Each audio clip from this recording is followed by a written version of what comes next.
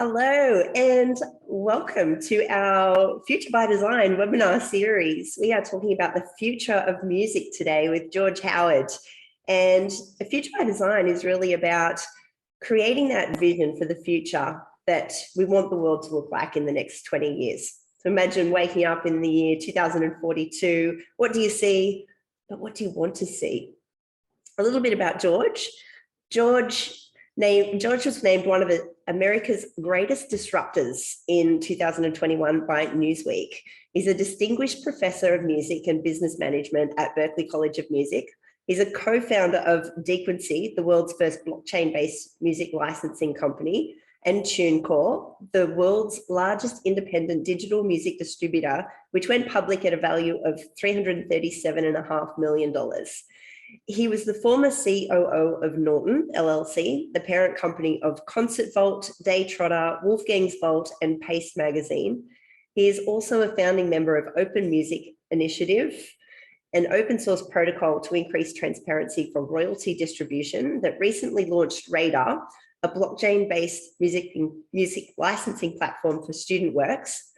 Additionally, George is the co-founder of Music Audience Exchange, which utilizes technology to redefine the fundamental structure of brand-artist relationships. He's the former president of Rykodisc, the world's largest independent record label. Please join me, everyone, in welcoming George. Thank you so much, Lisa. Bio is long, and I'm not sure where that one mostly accurate, but yeah, awful happy to be here, and what a pleasure to talk with you. Meeting you a couple months ago, just instant connection as someone who is a force of good. So it's a real honor to be part of this. Oh, thank you so much. I appreciate that. I know when we first met, we were actually in St. Moritz and at a conference there, and it's just one of those inspiring things. And I know a lot of people haven't traveled at the moment, and so to get out and meet new people around the world was such a pleasure, and definitely for meeting you as a highlight of that trip. So I have to ask, what is your background, and can you share with our audience, how did you get to do all these amazing things? Thanks. I have the foggiest idea. I'm a guitar player, and I think I kind of came out of the womb as a guitar player and will die as a guitar player, and everything else is just a lot of noise. But I was drawn to art, music at just a very early age, and started playing guitar at 10, and was brought up in the American South in a relatively conservative religious household, and I just didn't have that gene, right? Like I had a kind of innate distrust of institutions, and would just always go towards things that that represented, at the time at least, kind of the new or the unique. So, and you got to understand, this is like the 80s or whatever, but I'll give you an example. So in 1980, whatever, Run DMC put a record out, and I was 14 years old, and it blew my mind, right? It just and I was like, I just need more of that. And then, not kidding, like 2 weeks ago at South by Southwest, I had maybe the greatest honor of my life, musical or otherwise, to stand on a stage with DMC from Run DMC, where he was releasing his new song through technology that I created called Song That Owns Itself. And there were moments where I was fighting back tears, right? Because, to your point, like, I don't know how in the world, however many years later, I'm standing next to this guy that completely recalibrated everything through his music. But I know that I've been on a quest for that feeling ever since that first moment, right? Like that just kind of imperative in my heart. And then also just something that tickles my brain, where it's like, I love new sensations. I love new, like if there's a new restaurant, I'm going, right? If there's my bias is, if I don't understand something, I'm interested, and that, I don't say that with any like, oh, that took a lot of training or growth mindset or whatever. It's just how I've always been, and I think I just think I'm so lucky, because I read during COVID, I reread the Carol Dweck mindset book, which I think is worth everyone reading. and it helps to kind of calibrate. But it was just sort of genetic for me or something, though my parents don't have it. Like they're quite the opposite, so I don't know. But like once you kind of lean into that and then feel that thrill of the new and of the creativity, it's like a drug, right? You want more of it. And so I went to school as an English major, and again, part of that was like I remember reading Oscar Wilde for the first time. I remember reading Faulkner. I remember reading these artists and authors and not understanding any of it, but like going, well, I clearly need to understand this. There's some hidden code in there that I need to understand. I should say that I'm on the Asperger spectrum pretty badly, and I have a particular type of autism that makes it hard for me to see gradations of emotion. So like I've had various therapists say, well, George, you read those books not for like pleasure, but almost as like a user's guide. Like this is how you're so, and I'm okay with that, but so I'd read the books, and then there's just such a nexus of music. And I remember like, being in high school, and I fell in love with like REM, and that doesn't sound cool in 2022, but in like 1982, they were, it was kind of cool. Didn't tell you anything else. And the best thing in the world was that band would talk about all of their influences. They wouldn't just talk about, oh, we like this music. They talk about the books they like. They talk about the painters, the sculptors, the margaritas, whatever. And so it became like this surrogate like guide for me, like this Sherpa through culture. And so that led me to school for music, but for literature. But mostly what I did in school was play guitar, right, and write songs, and just for the hell of it, and playing bands. And this was like the early 90s, and my band was signed to a little tiny independent label, and I just looked at it, and zero background as an entrepreneur. I was like, I can do this, and starting a record label in the early 90s was like, buying drugs. You had to know a guy. Like you couldn't Google how do you start a record label. But I didn't even think twice. I was like, well, I'm going to start a record label. I came up with a name, and I put my own music out. It's not that hard, but my timing was good. And that was my first little taste of entrepreneurship. And it went okay. And I had to make some forks in the road. Like I was going to be, I guess, as much as I had any type of plan at all, I guess I was going to be like an English teacher or something. I was like, hell no. And ever since then, it's just been this series of like looking for that what's next, and driven by one dominant thread in my life, and that's helping artists create sustainable careers on their own terms. Like that's my purpose, not product. And I'd like to think I've achieved that in certain ways, in lots of different cases, like whether it's starting running companies or whatever. I got a law degree along the way so that I could be an advocate for artists. I teach, but I teach like copyright law, things like that. And then dominantly, I start companies to try to serve that demand. So I don't know. That's so brilliant. It sounds like you've been a little bit of a rebel, but then you've had this thirst for knowledge to understand the system, and it's almost like you recognize that it was broken and that you're trying to fix it. So can you share a little bit about the music industry and in the past, and what's broken about it, or what that you've seen has made you so thirsty to be able to want to make it better? For sure. Yeah, no. And I mean, I think like you often hear that entrepreneurs are trying to fix something broken in the world. And maybe that's true. I think that the best entrepreneurs are actually trying to fix something broken in themselves. Right. And so for me, I got many things broken in myself.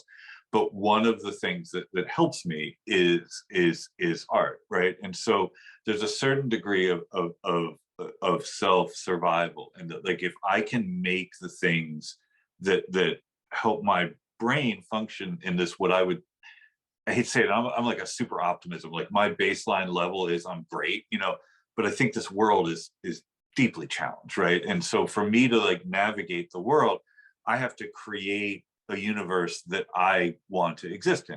And that's a universe that's just full of creativity, full of ideas, full of art, full of interesting people. Like, I'm divorced, and one of the reasons that I'm divorced is because like I found myself in this dynamic where I was constantly surrounded by people who are wonderful, wonderful humans, but they weren't me. And so I was miserable, like suicidal, miserable. So I was like, this doesn't work. I have to shape my world. And so part of shaping that world is the sustainability of artists. And if you look at at the creator economy generally, and obviously my focus has dominantly been music, but music's just a canary in a coal mine. As the music industry goes, so go all other arts, right?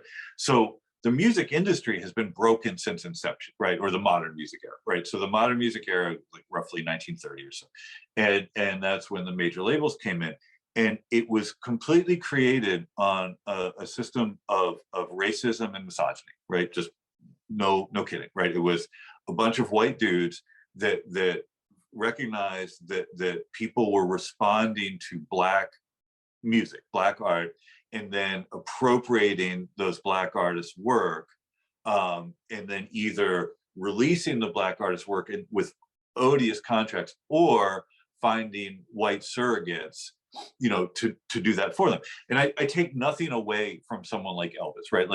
And I know Peter Graunik and who's his biographer, and I don't think Elvis was a racist, right? But he was, you know, he didn't invent rock and roll. You know, he didn't write Hound Dog. Big Mama Thornton wrote Hound Dog, and she doesn't get the credit, right? My mom's going to be so disappointed. Pardon? My mom's going to be so disappointed. She's the biggest. I love Elvis. I love Elvis. I'm not trying to be negative on Elvis. I'm just saying that the society, and you see it recurrently, right? Like going back to Run DMC, like if you think about hip hop, arguably Run DMC kind of popularized it, but they really popularized it when they did their song "Walk This Way" with Aerosmith, right? And that sanitized it, right? Pre Run DMC. And it's sort of ironic, right? Because if you think about the rhythms, the rock and roll rhythms, those weren't created by white people. Those were African rhythms that were then molded into kind of a rock and roll beat. And so, like, one of my favorite kind of thoughts is that moment when Grandmaster Flash took the record of a rock and roll breakbeat and pulled it backwards and kind of reclaimed the voice, right? And so when Run DMC did Walk This Way, that beat, the do-da, right?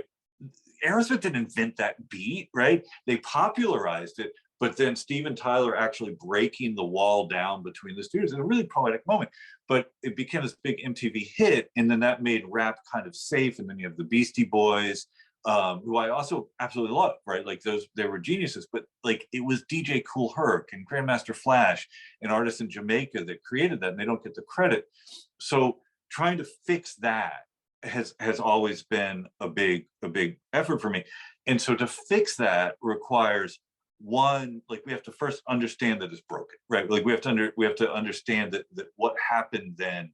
You got to confront the truth, and nobody really wants to do that because it makes us look bad. But like, you know, the United States' original sin is racism, and obviously, unless and until we like address that, we will continue to get Trumps, right? Like he is a symptom of that original sin. So, you know, music's not any different, but like it's structural, right? So I looked at it from, well, structurally, what's wrong here? And so I ran a big record label, and this was at the time of, you know, iTunes was just starting to emerge. And so it was this really transitory period where the record labels didn't really want to move to an iTunes download model because they were pretty happy or pretty okay the way they were, but Napster had challenged it, right? So Napster really kind of gave the consumers what they wanted, but the industry didn't like it because it wasn't monetized, right? And so the major labels kind of pushed Napster out of the equation, and then Steve Jobs sort of filled that void, because remember, Napster was 1999, and iTunes was like roughly 2003 or 4, and so he filled that void. And but I started to see at that point, as someone running a record label, that the imbalances were really bad. So historically, the way it works is, if you're a creator, you're an artist, you go to a record label, and historically you would trade the rights in perpetuity for your recordings of your work. So play some song. The record label in exchange would give you money to make your record. Well, after Pro Tools was invented in the mid 90s, you kind of didn't need that, right? You could make good records without big time studios. But then the label said, well, but you still need us for distribution, right? And then Steve Jobs comes along in Apple, and they do the iTunes store, and I'm running a label, and I have all my friends going, well, George, I know you won't sign us, but can you at least get our music up on iTunes? And I was like, well, I guess. But then I sold the label, and I was like, why don't you guys start a company to do that, to disintermediate the people in the middle? Because that trade that you make as an artist to the label is, I'm going to give you my copyright to my sound recording forever.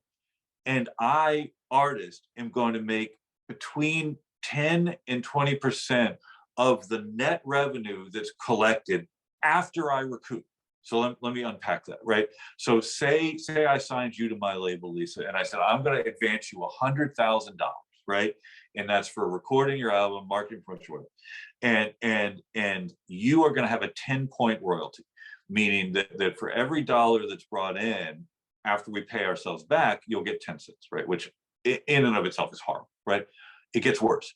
Before you recoup that, before you get paid, you have to recoup, but you're not going to recoup just dollar for dollar. You're going to recoup at your royalty rate. And if you have a 10-point royalty, it means that you are collecting at 10 cents on the dollar. So to get recouped, you have to, a $100,000 advance, you have to generate $1 million. And that 900 stays with the label, and then you're recouped and you start getting, so that's insane, right? It's not like, you don't do that. Like if you have a house with a bank, mortgage, right? You pay your house off, that's yours. That's not the way it works in the record industry. So that, I found that repugnant. So I co-created this company called TuneCore that said, well, we can just put your music up onto iTunes. We're not gonna do anything else, right? We're not gonna take a fee of back end. We pay us a fee for the service. And then after that, if you sell one or if you sell 1 million, keep it all. And it exploded. And it exploded because it was reasonable and fair, and we paid out over $1 billion to artists. And our whole marketing campaign was just education. Just, hey, here's what copyright is. Here's what, and so like that framed it.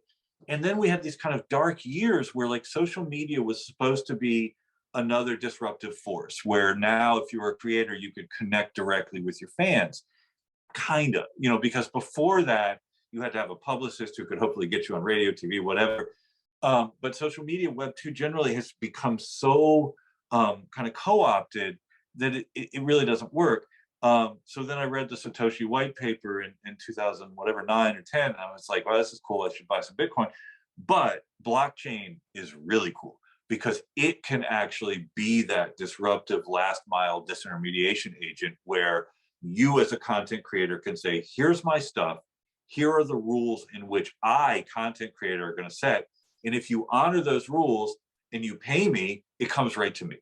And so I've just been on this quest for the last 8 to 10 years to educate people on that, to build companies around it, because I think it's really our best shot for creators generally to not only make money on their own terms, but also to identify who their most passionate fans are, to increase net promoter score through tokens, et cetera. So it's a really exciting time, but it's all just been the same arc for me. It's interesting. I guess you almost rebelled against the systems and the way that the system works, and that's just shown up in what you're doing now. How do you think this mindset and the trends will play out, and in the next 20 years, do you think we'll see lots of different types of music as well? If we've been so censored with a lot of what's out there so far, what do you think it'll be like? Yeah, I mean, that's my hope, right? Like, there are a couple of things that I think as we approach Web3 that I'm deeply optimistic about, right? So the kind of pillars of Web3, if you think of the stack, blockchain is the substrate layer, right? So blockchain is to Web3 as like TCP IP protocols part of the internet. So you've got kind of blockchain, and then the other elements of Web3 would be things like tokens or NFTs, right? So that give you the provenance over your work as connected to the blockchain. And then you drive down a little further, and you get to kind of ways in which you can get your music or art out there. And this is where people are excited about Web3 metaverse, right? So people think, okay, here can be this new environment in which we can kind of build it up in a way that perhaps better suits the creator. And on one level, I'm optimistic about that, because one of the things that's always bothered me about the music industry is that the music is an important part of it, but it's not the only part, right? And in fact, like if you want to be in a particular genre, you need to really adhere to kind of heteronormative standards of beauty, right? And there are exceptions, right? But for the most part, if you don't look like whatever heteronormative kind of beauty looks like, you're going to have a hard time being a pop star, right? Not impossible, but hard. If you think about like a VR or metaverse kind of instantation of your work, you can be whatever the hell you want, right? You can collide visual imagery that's much more emblematic. Like, there's an argument to be made that MTV really ruined kind of the singer-songwriter thing, because it took something that used to be much more about the music and slammed it together with the visual elements. Now, I'm a visual person, right? I don't think that's innately bad. It just so happens that sort of heteronormative definition of beauty, and I got nothing against them, but it led to things like Duran Duran or whatever, which is fine. Like, they're fine as musicians, but they're also just like really traditionally beautiful people, and that didn't hurt, right? I don't think Duran Duran would have done nearly as well as they had they not looked the way they did, right? And I just don't think that's right. I don't, because you don't have anything to do with that for the most part, right? So that's something I'm really optimistic about.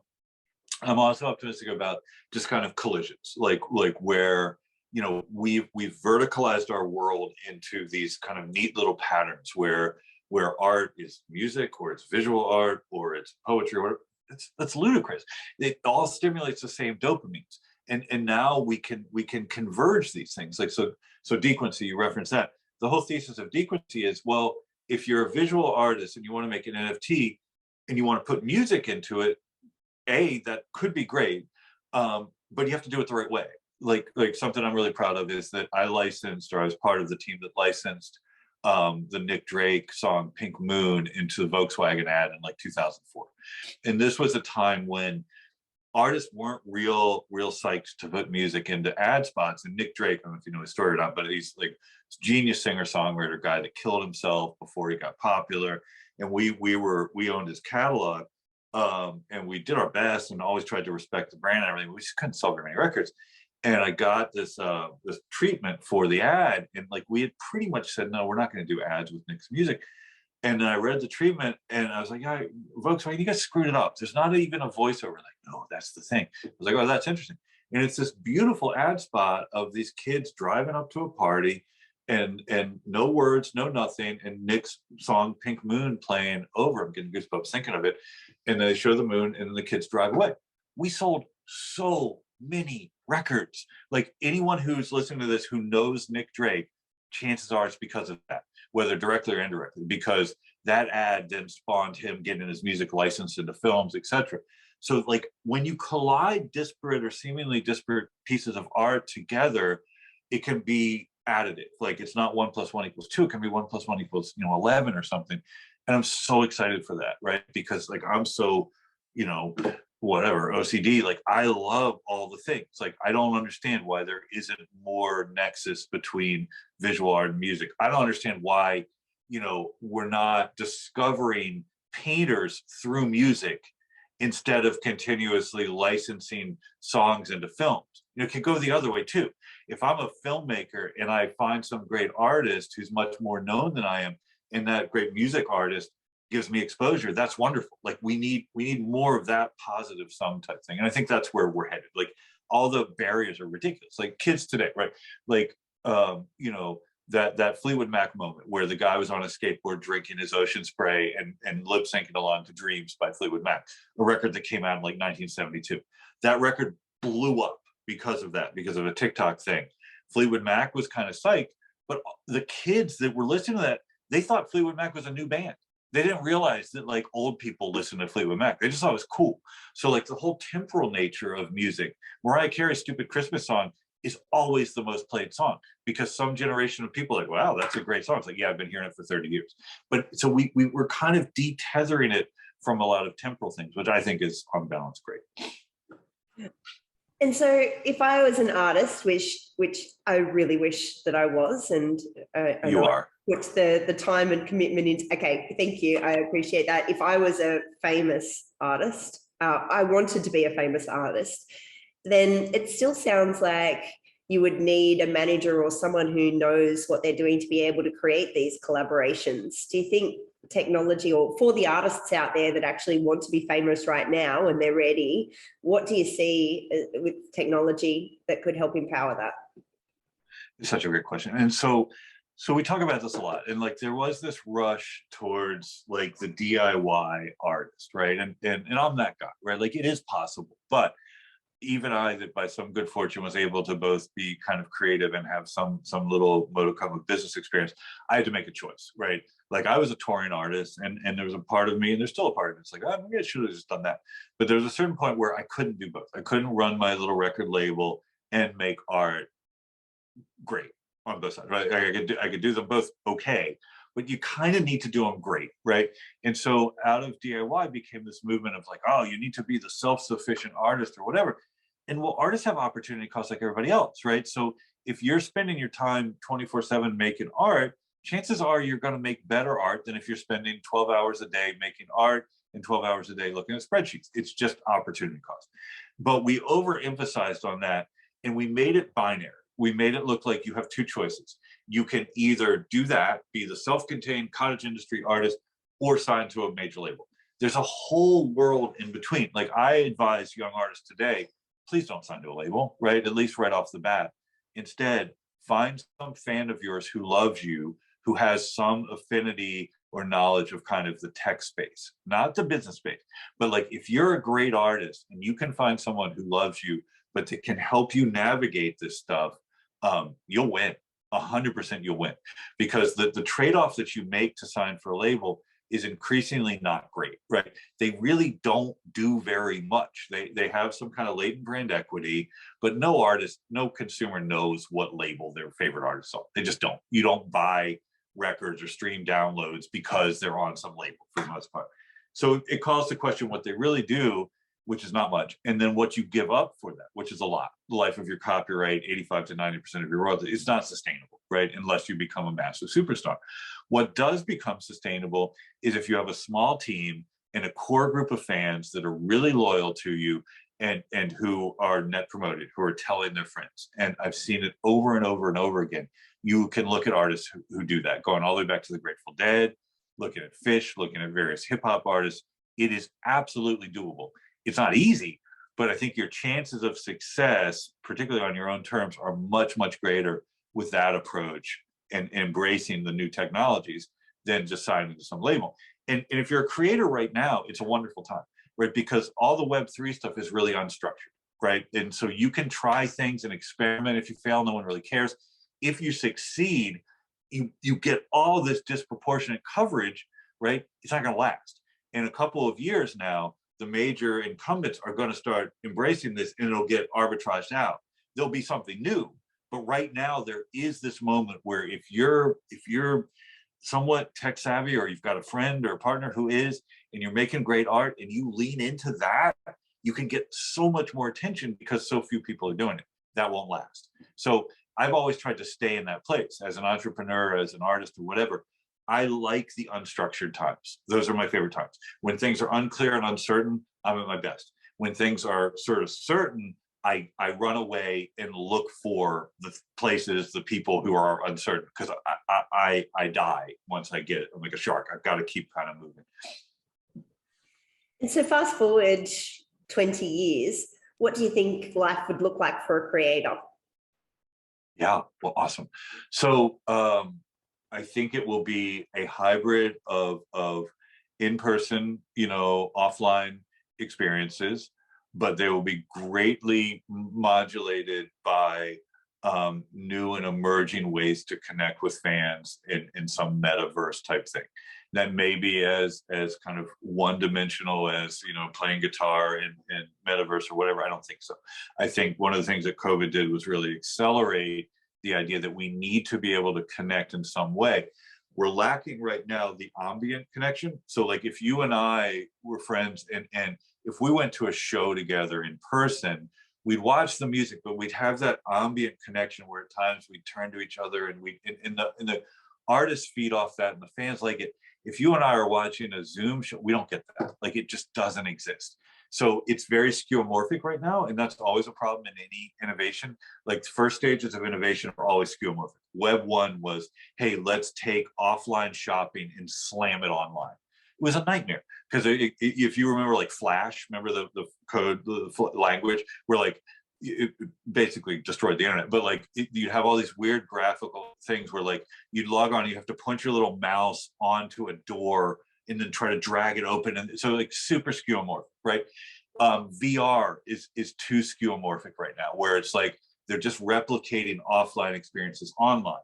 Once we get over that hump and you start just blowing things up, and there are companies that are doing this. I've written about the Wave VR.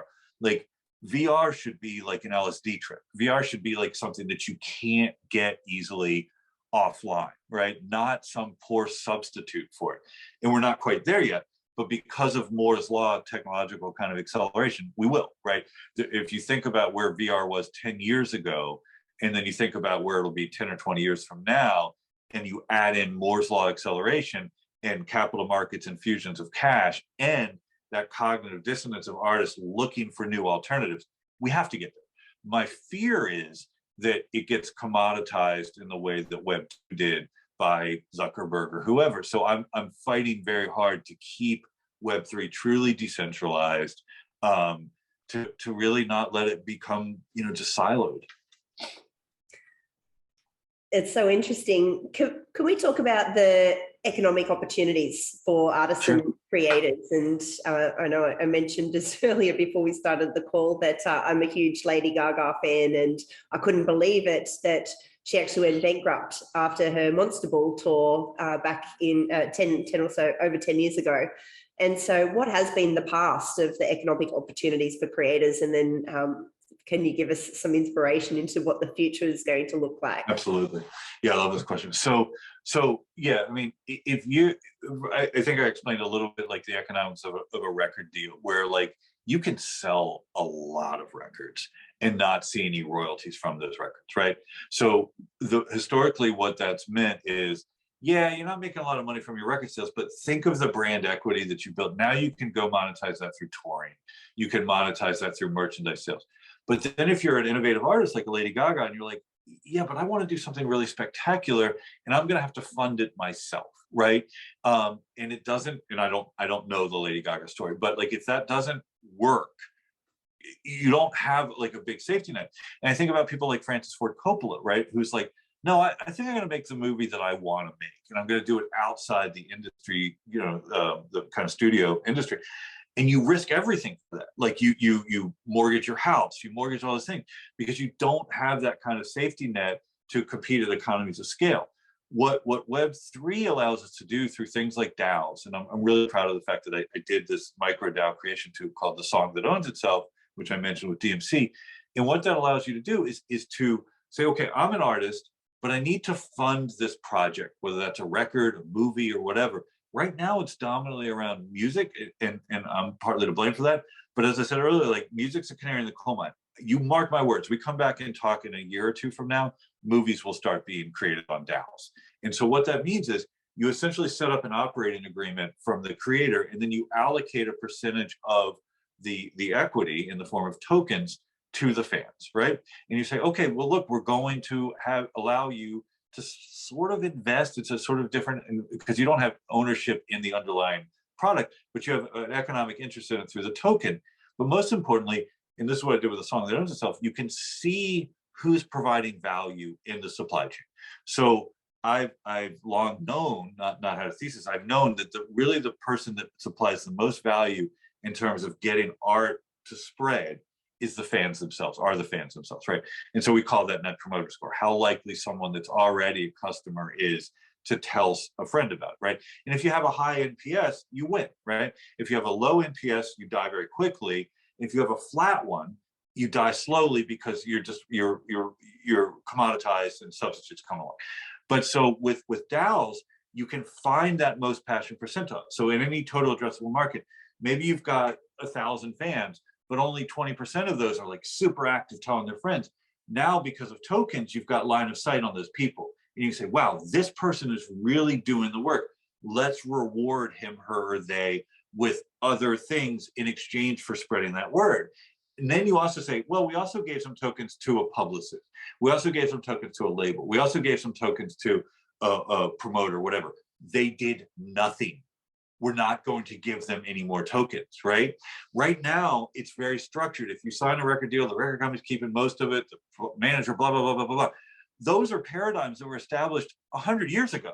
Like they're not set in stone. They didn't come down like from Moses or something, right? So we need to really reascribe the value chain in there, and DAOs allow us to do that.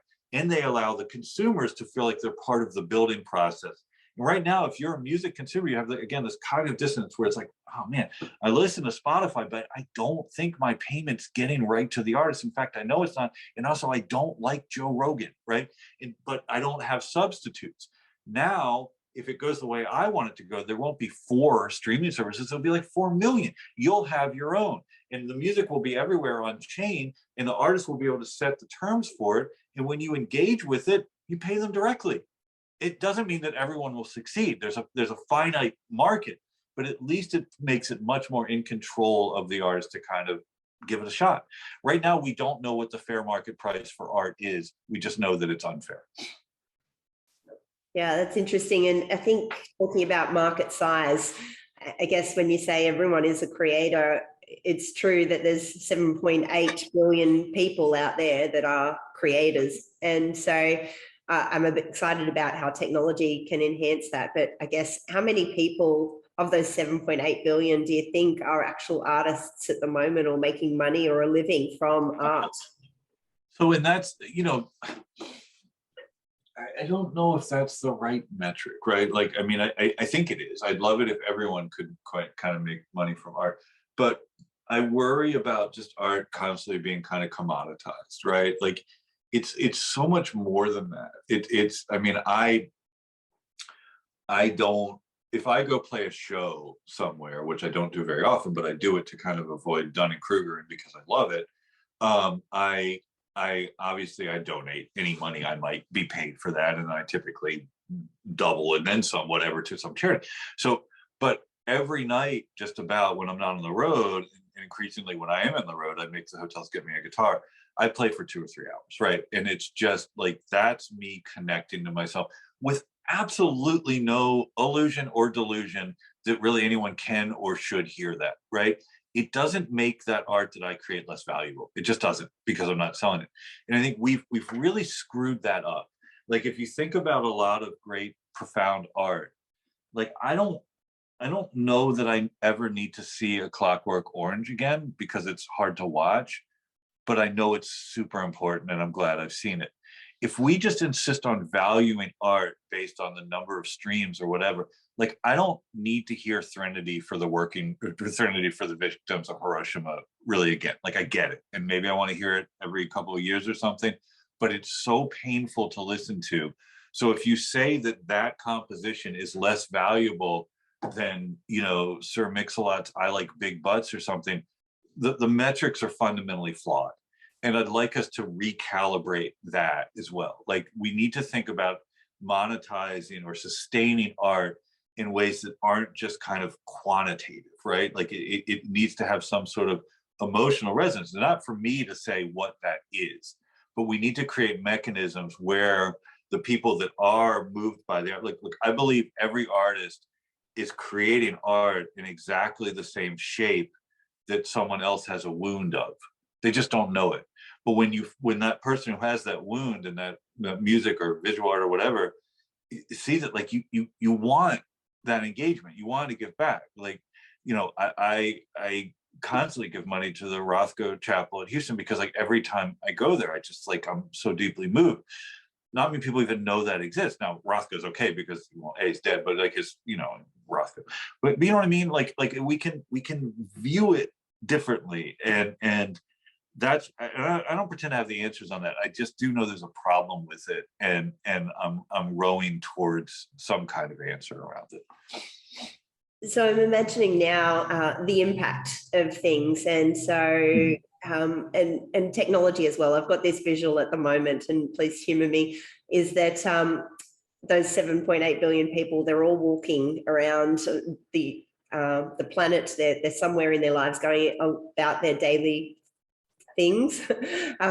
And I think about myself and what I'm doing my normal day, is that I've got a rhythm. There's a certain rhythm, and it's based on my emotions, and there's a music innately and a rhythm within us with whatever we're doing. And so I wonder with AI and machine learning and technology, I've heard of different things that exist now, like you get in a lift sometimes and it'll sense if there's one person or two people, and it'll play, if it's one person, some upbeat party songs, and if it's two people, some romantic music. And this is very primitive AI at the moment.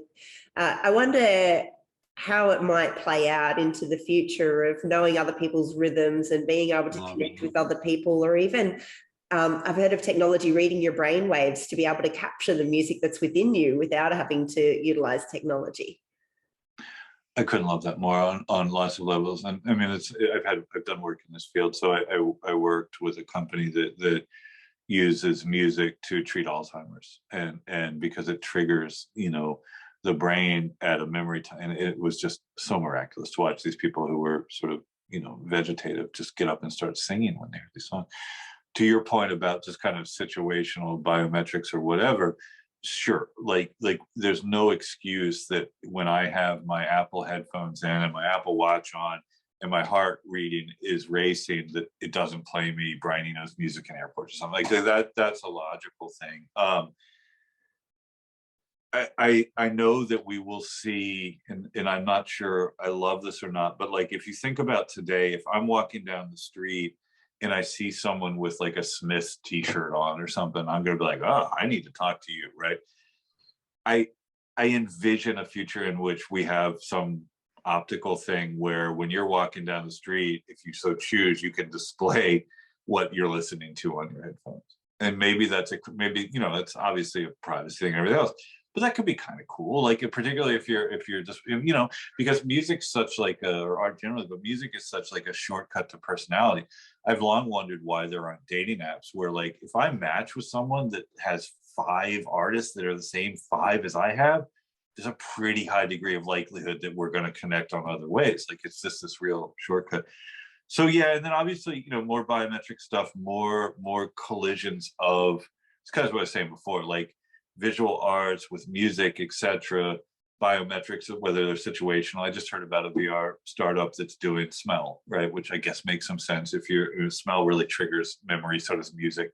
So this is interesting to me. Like I again, I don't pretend to have the answers, but I do go into it with that kind of growth, open mindset of, sure, everything I just described to you, you could view that as really dystopic and sort of creepy.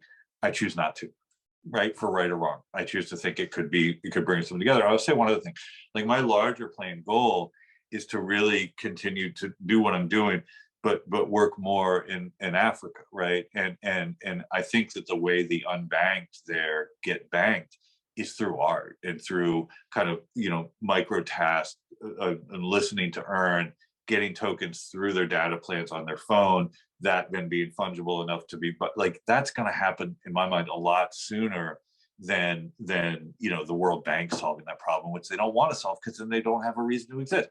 But again, as I said before, I don't trust institutions. But I also think like the most interesting art, the most interesting innovation always comes from the margin and the marginalized, always, right? Going back to Run DMC and Grandmaster Flash, like South Bronx in 1977 was a war zone, right? A literal war zone. And yet the biggest cultural impact of the last 100 years, hip hop, came out of that, right?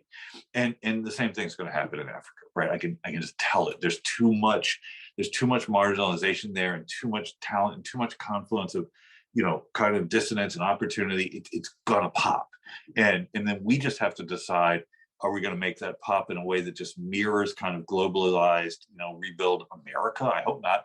Or can we rebuild it up a little more inclusively? Where I stand.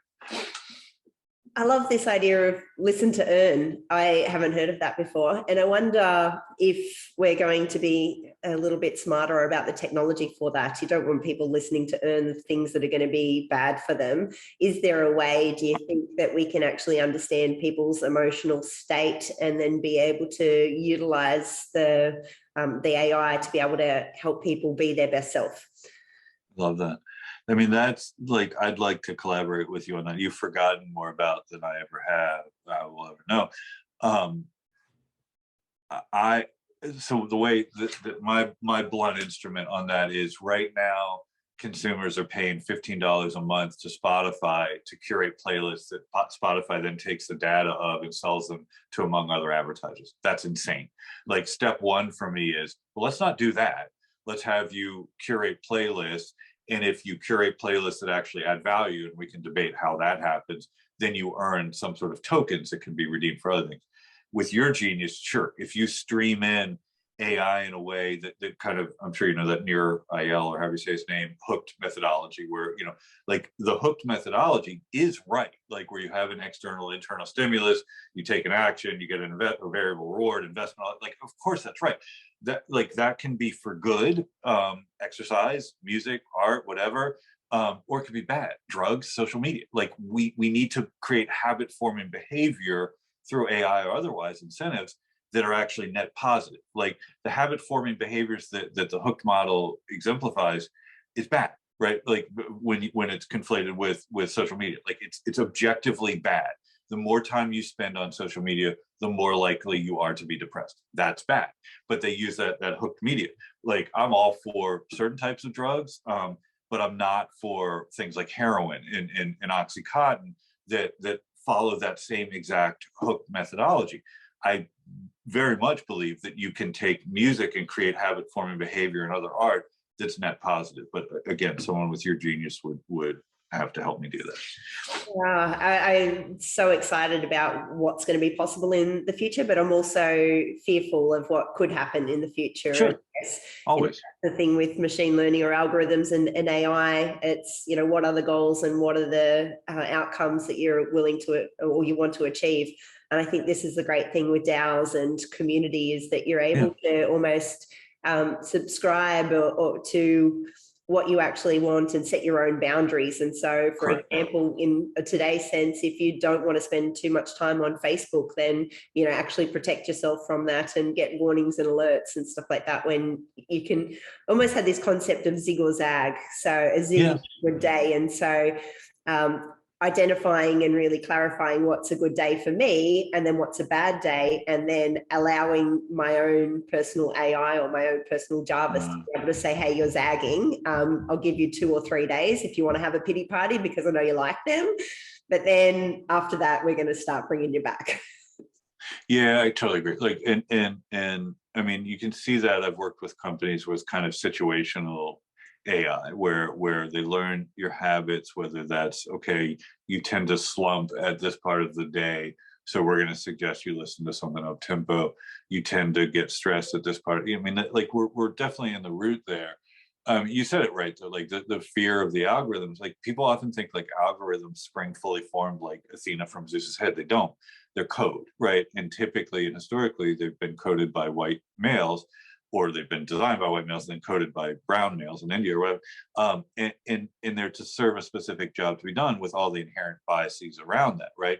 And so the only way we address that is through more inclusion. So it's really, really wonderful to have someone like you, thinking this through, because, and I say this with full cognizance that I'm a privileged white male, if it's left to me, I'll do my best to escape my biases.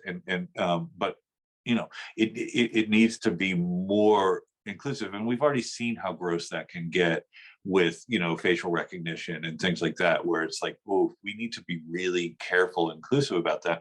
That's the way it always is with technology, right? Technology ultimately is agnostic, and it's what we as humans do with it, right? And so I've got a long career of trying to use technology for the benefit of artists. I'm not going to stop. I just need more kind of fellow travelers that bring different sort of skill sets to mine, and then combine them. It's like, there's only, I can talk at length about copyright law because I've been doing it for 30 years. It would be foolish for me to say, well, Lisa, you should probably go to law school and figure that out. And you can talk about AI and things that I could never do. So we're much better off collaborating on those things, but doing it without any ego. Be like, well, here's what I know. Help me. Here's what I want to do. How do we get there? But that's a very white male thing. It's like, well, I know, right? I know how to do it. I know. Yeah, it's so interesting to be able to be in this position, to be able to help create the systems and what's right. And I had a dear colleague share with me that with any data, if you're not adding up to or down to 7.8 billion people, then it's not inclusive. Not inclusive. Yeah. So, And so we're always taking sample sizes, and that's just the nature of that is gross. I don't want to be a sample size, I'm an individual, and so I don't know, but somehow or another, I still wake up every day with just this sort of like glint in my eye that I'm going to go make some mischief. And, my motives are really, really true. Like I sleep really well at night. Like I just, I don't, I'm a capitalist, I suppose, but like, I don't believe in capitalism as a sustainable thing. Right. But like, it's the tool for the job now. But I'd like to think that, crypto generally might allow us to kind of reset that. I worry deeply that there's so many crypto libertarians. I don't get that. I don't get how you can't see that the world needs a social safety net, that it's not enough. But again, I'm sure you don't want me to, and I don't want to get into kind of politics and things, but like I don't get how we can't just try to like start from a more inclusive nature, not because it's right, it is, it's just more interesting. Like, why do we want to just keep making things for the stuff that we are like? I don't like why. I just don't. But that's yeah, and you are. Like, don't you get tired of it? Like, my parents have been married for 60 years or something. I was like, aren't you sick of each other by now? Like, I mean,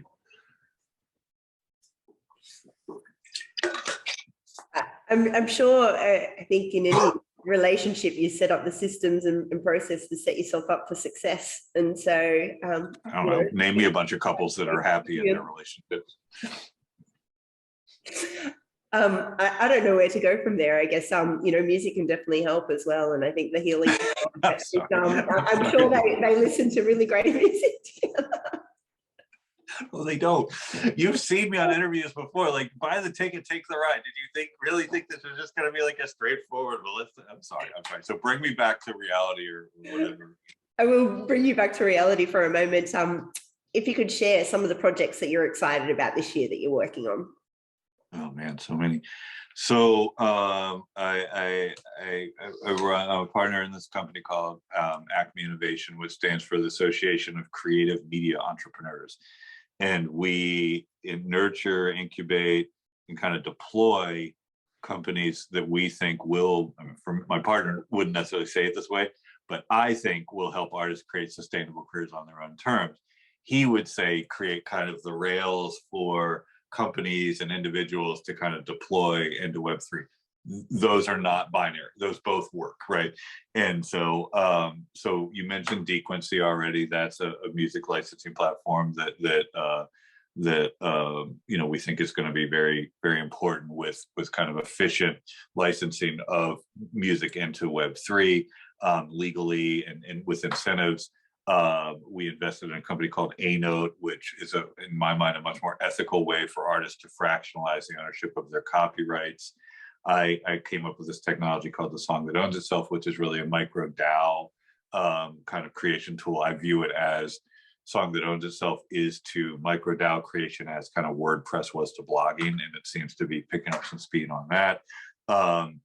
There are a number of companies that I can't quite talk about yet, but they're all kind of in the portfolio at various stages of launch or deployment that are also in that kind of Web3 space. I am a fierce advocate for and an advisor to Algorand, the Algorand blockchain, and they're also an investor in my holding company. And I like them because there's no carbon issues with their blockchain. They're pure proof of stake, so they have no negative environmental impacts, among other things. But I think they're a great blockchain, and so there are ways, if you kind of open your mind up to the possibilities, because a lot of artists will just immediately hear the word or phrase or whatever NFT, be like, oh no, not for me. And I get that, right? But there are ways to do it that are not negative for the environment or for the artist or anyone. So I'm just trying to create those types of opportunities and education around that. And my hope is that we then kind of spread from music and media into other media, and that we will launch some films, some TV shows, some comedy specials, etc.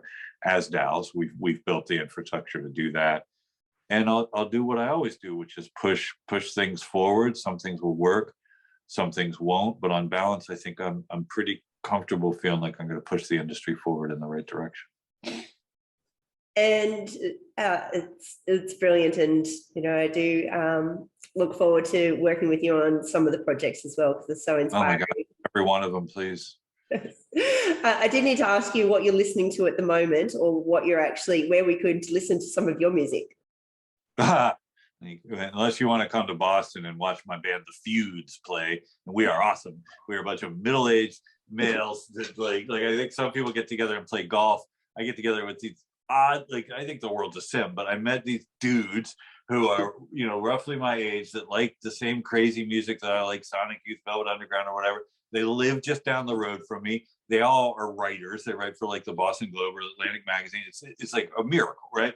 And I think we're really good, but we haven't released anything. But yeah, if anybody's in Boston, what am I listening to? I like the new Band of Horses record a lot. I've always been a big fan of theirs, and I think it's it's a kind of return to form to them. I find that great. I don't know, I'm always listening to crazy stuff. I can get my phone. I'm bad. That's brilliant. Stuff, but I'm coming to Boston to watch you play. It's going to be great. Yeah, it's going to be super great. It's so fun. It's super fun.